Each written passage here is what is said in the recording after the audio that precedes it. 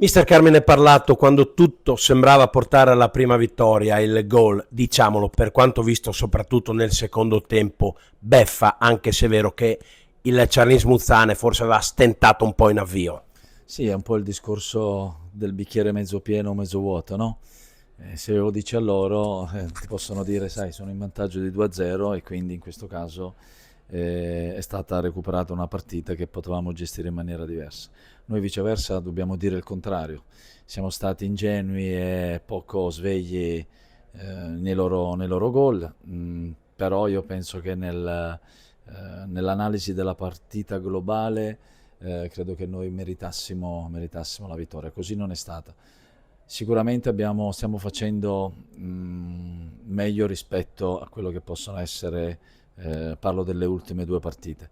Purtroppo questa vittoria non è arrivata, dispiace enormemente per tutti quanti noi, vorrà dire che dobbiamo fare in modo di andarcela a prendere mercoledì a Bolzano.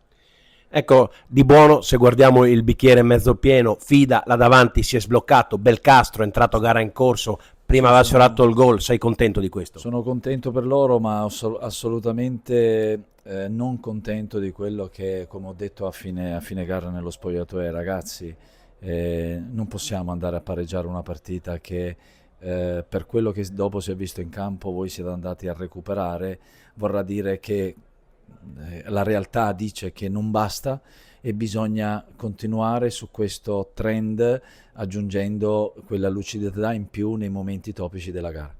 Ecco, dopo una beffa così nel finale, forse va bene tornare in campo già mercoledì con la trasferta lontanissima di Bolzano.